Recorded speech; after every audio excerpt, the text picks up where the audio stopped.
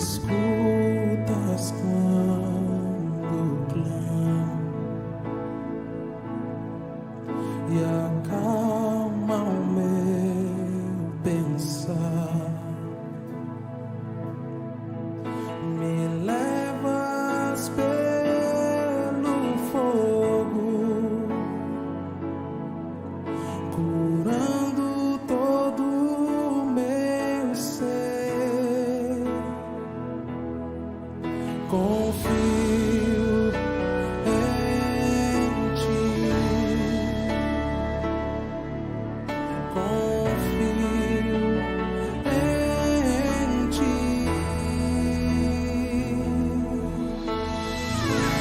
Eu creio que tu és a cura. Eu creio que és tudo para mim.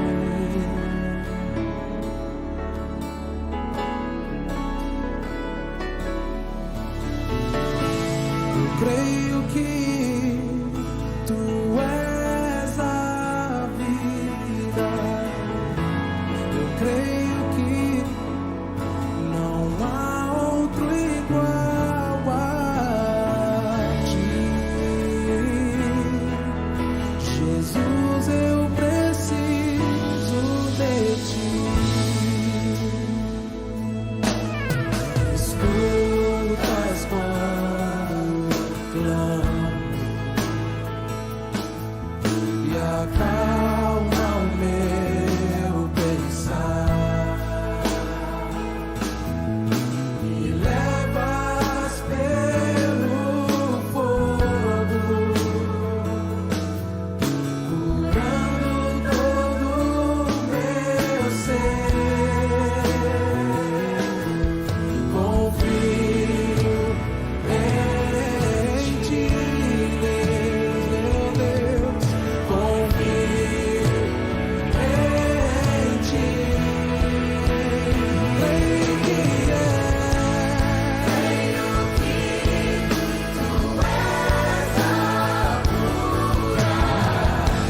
eu creio que és tudo para mim. És tudo na minha vida, Deus, meu Senhor Jesus. Eu creio que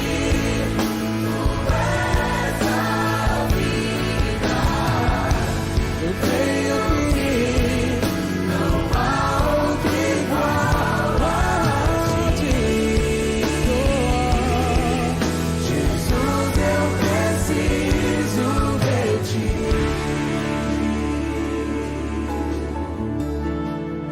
Nada é impossível para ti. Nada é impossível para ti. Nada é impossível, Deus. Nada é impossível para ti. Tens o meu mundo em tuas mãos. Nada é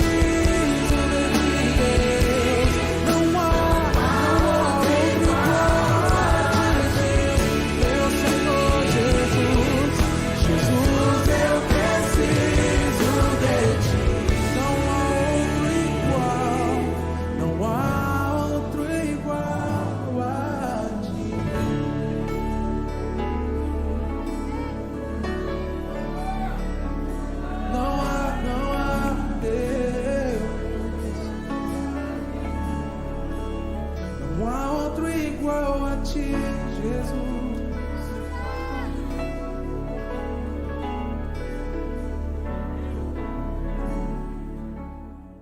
Deus tem nos ajudado muito, mas muito mesmo, quando Ele revela para nós e nos dá discernimento para entendermos as verdades essenciais sobre a pureza moral. A pureza moral é um princípio e esse princípio foi quebrado. E porque foi quebrado, nós sabemos que todo princípio quebrado traz as consequências correspondentes. Todo princípio quebrado, de qual ordem for, ele vai trazer as consequências. E Deus está, através das verdades essenciais sobre pureza moral, procurando nos trazer de volta para seu relacionamento puro, santo, verdadeiro, não apenas com Ele, mas também com as pessoas ao nosso redor. Nós já vimos sobre a defraudação, as consequências que a defraudação trouxe para os relacionamentos conjugais. Trouxe sentimentos de culpa, plantou a semente da desconfiança e do ciúme, provocando assim muito conflito no relacionamento conjugal. Nós vimos também os prejuízos que o engano trouxe para a nossa vida. E o engano é uma arma que Satanás usa contra nós, as mulheres, prendendo a nossa mente, fazendo com que a gente fique presa mentalmente e desenvolvendo um pensamento que não tem fundamento na verdade.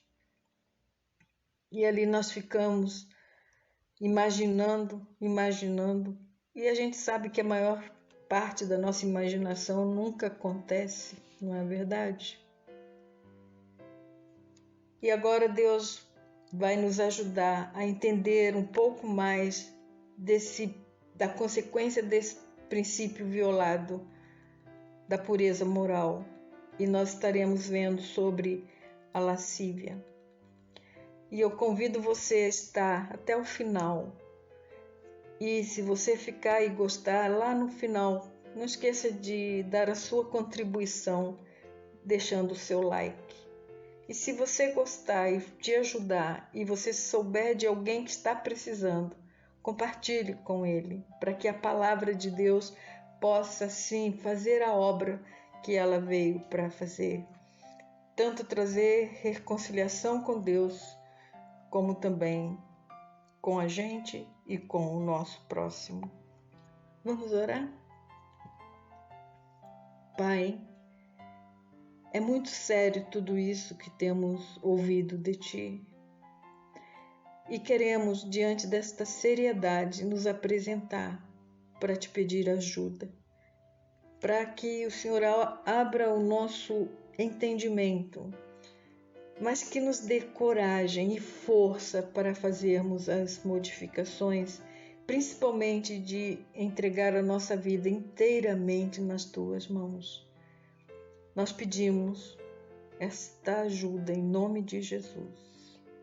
Amém. A definição para a lascívia é a seguinte: é você alimentar a mente com pensamentos impuros. E aí cabe uma pergunta: você tem alimentado a sua mente? Sim. O que é que você tem dado de alimento para ela? Então saiba que a lascívia é alimentar a mente com pensamentos impuros. E nós temos dito, dia após dia, que Deus tem uma ordem para lidar, para agir. E essa ordem de Deus a respeito da pureza moral, Ele quer que a nossa vida espiritual controle a nossa vida mental, nossa alma.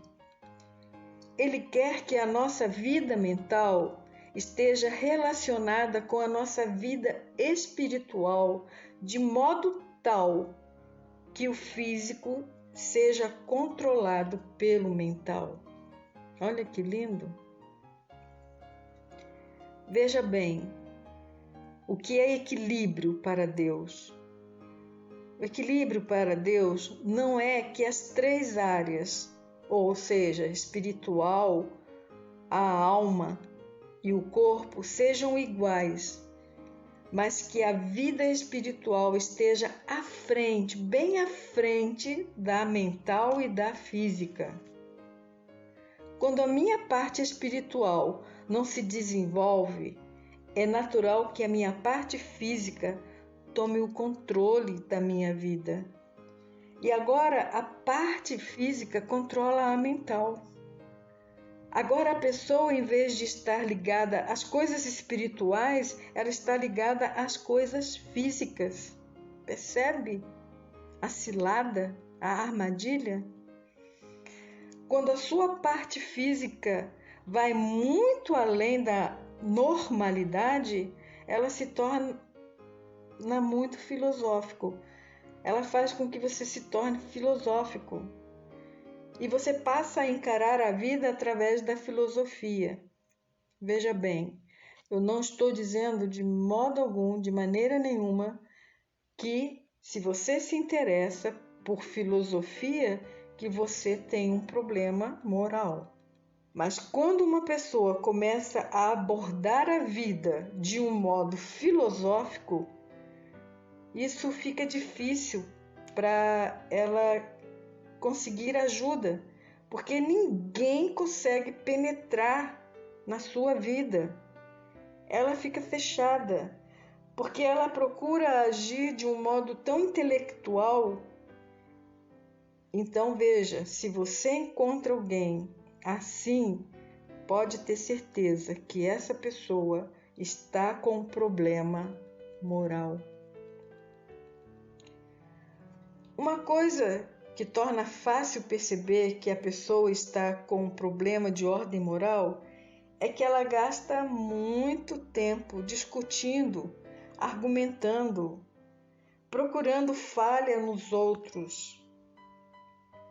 O que acontece é que começa a alimentar a mente com pensamentos impuros, e isso acontece quando ainda somos bem jovens. Mas muitos dirão: não há nada de errado nisso, porque nós precisamos satisfazer esses desejos. Mas veja bem, há uma diferença entre termos um desejo físico normal e a relação física entre um homem e uma mulher. Deus mesmo já deu esse escape para o próprio corpo. Nós sabemos disso. Mas quando o homem começa a ter pensamentos sexuais e começa a pensar em relações sexuais com outra mulher e começa a ter outras alternativas em sua mente, então isso indica que os seus impulsos físicos não são normais, se tornaram anormais. E no seu tempo livre, ele perde o foco e começa a alimentar essa lascívia. E a sua vida fica presa. Veja bem, a pessoa acaba ficando presa em hábitos deficientes. E é aí que surge a masturbação. Olha que caminho tenebroso. Quando alguém começa a falar de pureza moral, essa pessoa começa a ter uma batalha no seu interior e ela diz: luta terrivelmente, dizendo que não há nada de errado nisso, não é nada anormal isso. Mas quando se começa a falar de pureza moral em um lugar, em um ambiente onde ali estão os filhos de Deus, e eles perceberão que estão fora do padrão de seu pai, o que vai acontecer? Ele vai lutar para elevar o seu padrão.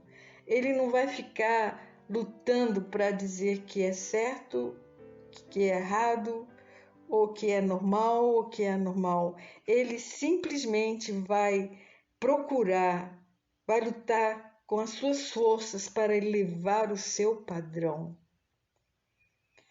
Mas os homens que ainda não tiveram a sua vida marcada com o seu encontro com Jesus Cristo, o seu Salvador e Senhor, eles continuarão achando que não há nada de anormal com eles.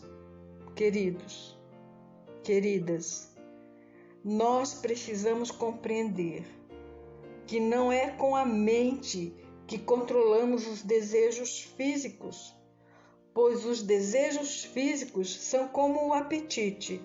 Quanto mais nós aumentamos o apetite, mais nós desejamos, não é assim? Quando a gente vê aqueles outdoor lindos com aquelas comidas, o que mais a gente tem vontade de fazer? De comer aquele lanche, de beber aquela Coca-Cola. Então é assim, os desejos físicos, eles aumentam, pois eles são como um apetite que pode ser aumentado. Então, aprenda isso. Não é com a mente que você vai controlar esses desejos. E nós sabemos, quando uma jovem engravida, se você conversar com ela em aconselhamento, ela não vai dizer que aquela gravidez foi planejada. Foi um acidente. Por quê? Porque está fora dos padrões de Deus, fora dos padrões morais de Deus. Vejam bem, Paulo deixa isto bem claro. Em uma terrível batalha no interior que ele mesmo estava sofrendo, e ele deixou isso registrado na carta aos Romanos, capítulo 7, versos 7 e 8. Olha o que Paulo estava passando. E eu creio que o Espírito Santo levou a registrar para que nós nos identifiquemos com ele, este homem que nós tanto admiramos, o apóstolo Paulo. E ele diz: que diremos, pois, é a lei pecado? E ele responde: de modo nenhum. Contudo, eu não conheci o pecado senão pela lei, porque se eu não conhecia a concupiscência, se a lei não me dissesse que não cobiçarás. Mas o pecado, tomando ocasião pelo mandamento, operou em mim toda espécie de concupiscência. Porquanto, aonde não há lei, está morto o pecado. E Paulo continua ali citando a sua frustração, a sua agitação dentro dele. No versículo 20, ele diz: ora, se eu faço o que não quero, já não faço eu, mas o pecado que habita em mim. Acho esta lei em mim, que mesmo querendo eu fazer o bem, o mal está comigo. Ele diz, primeiro que tudo, o seu interior é onde eu sinto prazer na lei de Deus, que está operando na sua vida espiritual. Mas ele diz, eu vejo uma outra lei atuando nos meus membros. Há uma batalha com a lei do meu entendimento, onde tem a lei espiritual, que é a lei de Deus, e há no meu membro, ou nos meus membros, a lei física, e que nós temos as leis também psicológicas que atuam na nossa mente. E Paulo nos apresenta uma quarta lei. Então, a lei espiritual, a lei psicológica e as leis físicas. E agora ele está apresentando no versículo 23, lá no finalzinho ele diz: e me levando cativo à lei do pecado que está nos meus membros. Esta é a quarta lei que Paulo está nos apresentando, a lei do pecado. Então nós vemos o quê? Nós vemos o apóstolo Paulo fazendo uma grande lamentação no versículo 24. Ele diz: miserável homem quem sou, quem me livrará do corpo desta morte? Como é que eu posso ter vitória sobre a tentação física? E continua dizendo, no verso 25 e no capítulo 8, no verso 1. Eu dou graças a Deus por Jesus Cristo, nosso Senhor, de modo que eu mesmo com o entendimento sirvo a lei de Deus, mas com a carne a lei do pecado.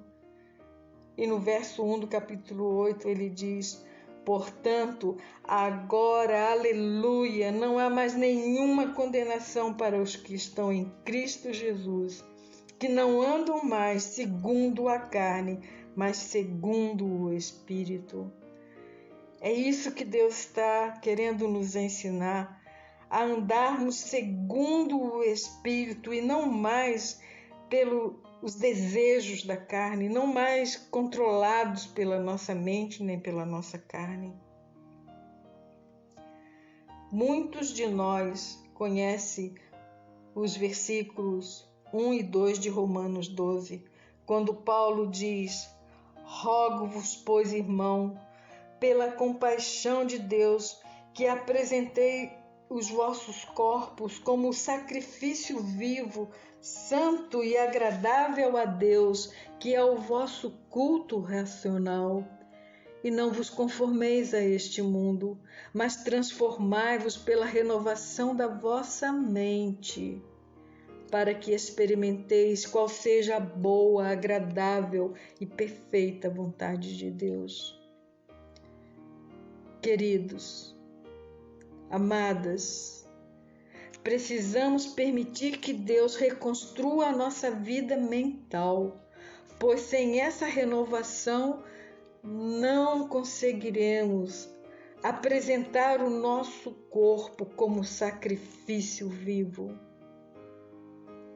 Apenas com a reconstrução da nossa vida mental não daremos mais a Satanás o direito, a oportunidade para atacar a gente na nossa mente.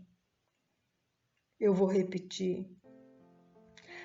Só se nós tivermos esta reconstrução da nossa vida mental, como Paulo disse ali, pela renovação da nossa mente, só assim nós conseguiremos não dar mais a Satanás qualquer oportunidade para atacar a nossa vida mental.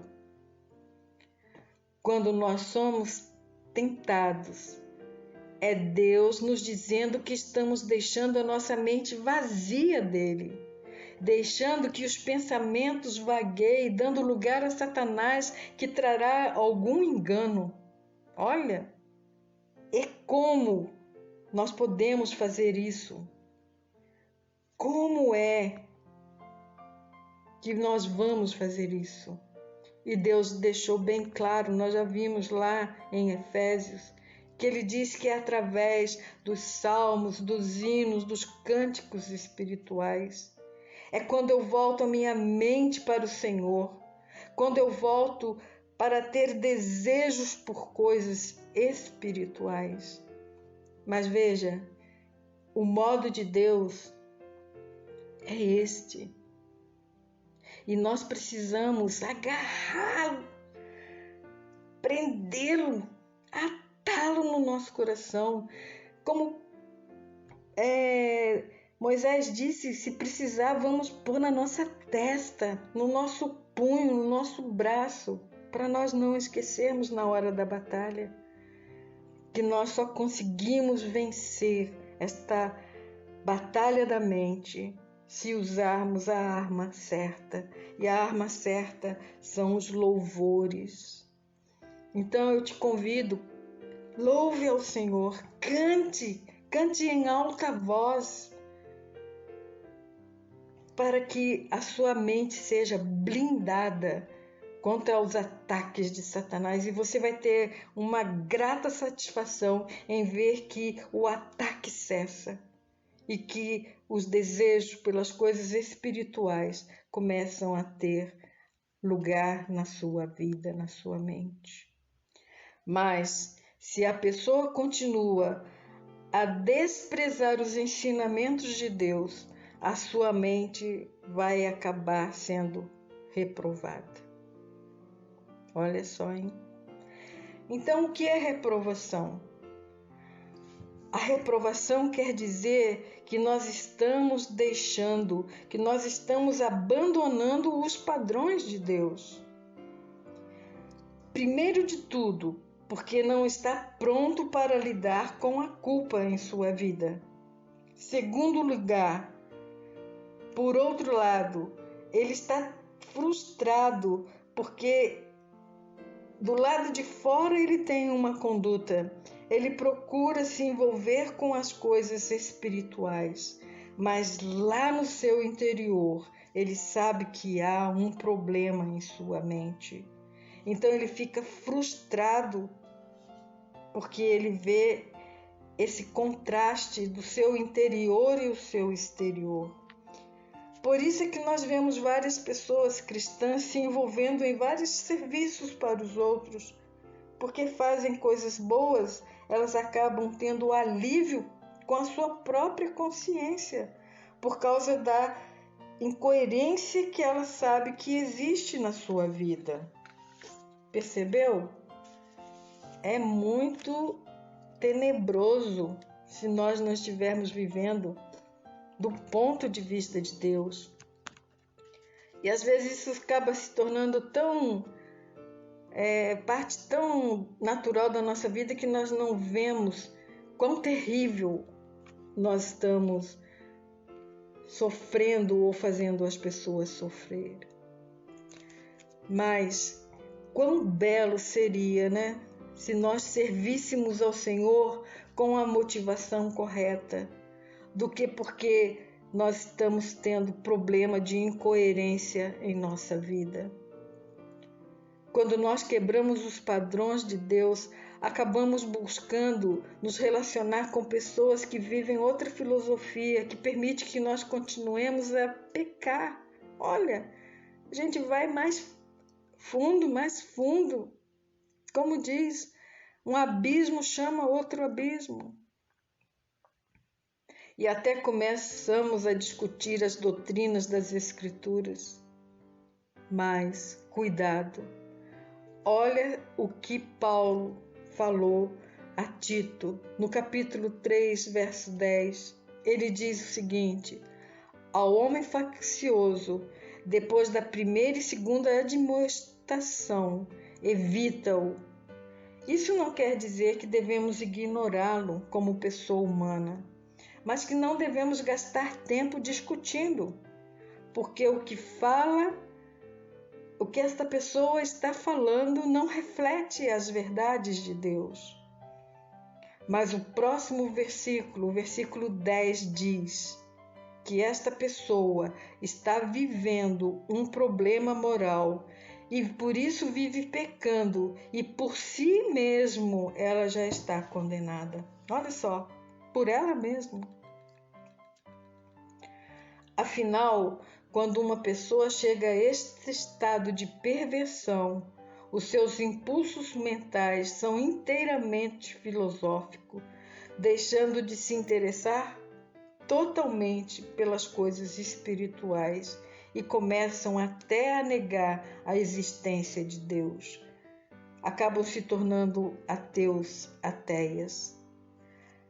E a perversão vai tomar diferentes aspectos nessa altura, e a pessoa fica escravizada do sexo e não crê mais que haja qualquer solução para o seu problema. É muito sério isso. Mas existe algo maravilhoso contido no Evangelho do nosso Senhor e Salvador. E nós sabemos que o Evangelho é boas novas, são boas novas. E o que é extraordinário é que quando começamos a procurar a solução de Deus para trazer esses desejos físicos à normalidade do ponto de vista de Deus, quando os impulsos espirituais aumentam de proporção, eles vão diminuindo os impulsos físicos. Quando os impulsos espirituais aumentam, vejam, os impulsos físicos começam a diminuir e a voltar à proporção normal. Isso também acontece com a pessoa ou com as pessoas que estão presas nas drogas e também no homossexualismo, na imoralidade ao extremo, na prostituição. Gente, o Evangelho é maravilhoso. Ele é o poder de Deus para a salvação. Quando uma pessoa se entrega a Cristo e permite que Cristo reconstrua sua mente, ela vai ganhar vitória completa. Aleluia! Glória a Deus! Aleluia! Nós vamos nos aprofundar mais sobre este princípio nos próximos encontros. Nós vamos aprender a usar as armas de Deus para trazermos os nossos pensamentos para serem controlados por nós e não mais pelo inimigo, não mais pelo engano, não mais pela lascívia, não mais pela defraudação, mas pelo Espírito Santo de Deus. Vamos orar? E nessa atitude de oração, eu te convido para fazer uma avaliação da sua vida. Se você foi enganado ou enganada, se você defraudou alguém, se você está vivendo esse momento em lascívia, quer dizer, vivendo coisas imorais, buscando satisfação de modos ilícitos. Talvez você tenha permitido que Satanás trouxesse essas verdades parciais para sua mente, fazendo com que você tire conclusões erradas.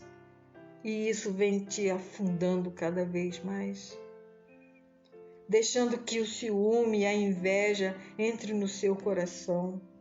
Talvez você tenha alimentado a sua vida com pensamentos impuros no tempo que é de Deus, que deveria você estar pensando nas coisas espirituais.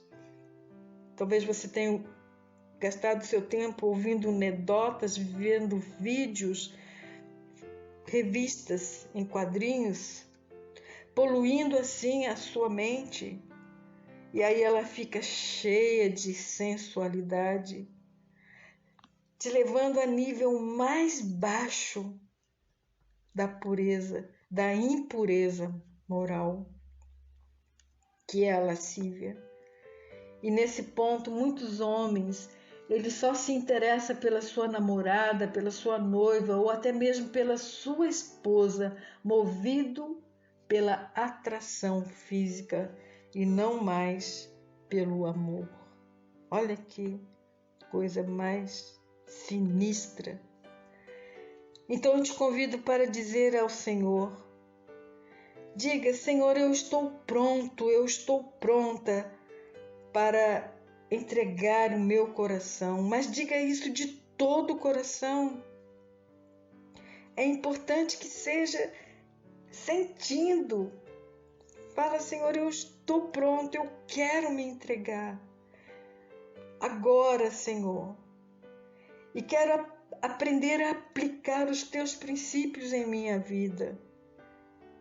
Aprenda a buscar o poder do Espírito Santo para você ter vitória. E ore assim: Senhor, cria em mim um coração puro e renova o teu Espírito dentro de mim. E aproveita e diga para Satanás: eu rejeito a tua influência na minha vida. E peça para o Espírito Santo: vem, purifica-me, Senhor. Purifica-me com a tua presença. Eu quero que o meu coração, quero que o meu espírito, quero que a minha alma, quero que o meu corpo seja purificado, porque eu sei que tu moras, tu habitas em mim. E nós oramos em nome de Jesus.